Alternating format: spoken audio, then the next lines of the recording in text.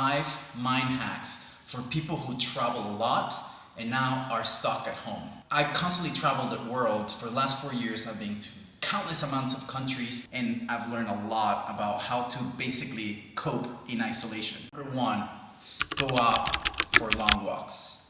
And this is very important because I've seen so many people, they never think about just going outside on a long walk on their own. I've discovered that doing this is an incredible exercise for you to settle your mind, your thoughts, plan your day, and relax. And actually, I've read an interesting book called Rituals of Artists, and it's incredible how many incredibly talented artists went out for long walks every single day.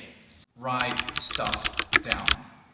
So it's very difficult to keep track and keep all your ideas and thoughts and emotions just in your head going around.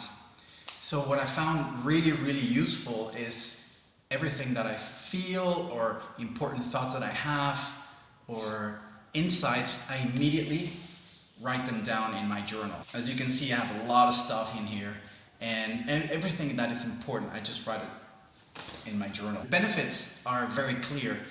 It allows me to keep track of everything that is going on in my mind.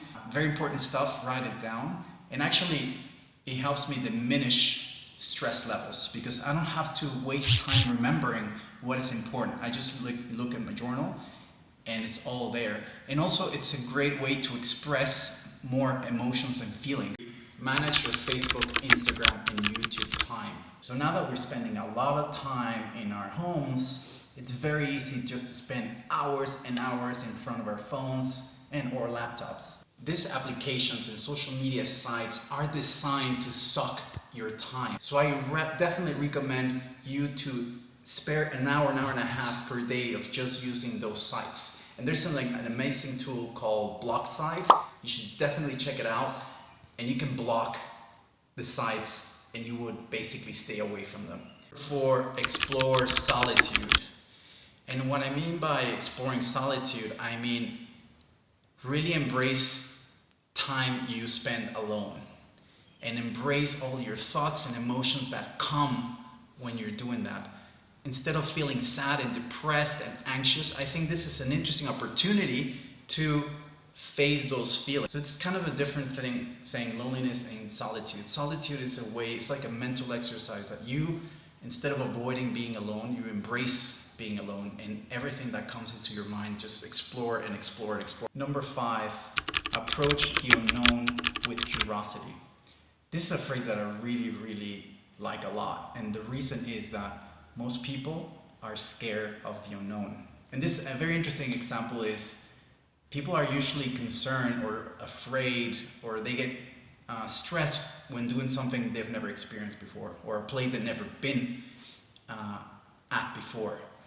And this is kind of normal because our minds are trying to figure out all this new information and trying to make sense of new things. But instead of basically being scared of the unknown, and that is the case right now because we don't know much of what's going to happen the next few weeks or let alone months. So this is an opportunity for us to flip this feeling around curiosity instead.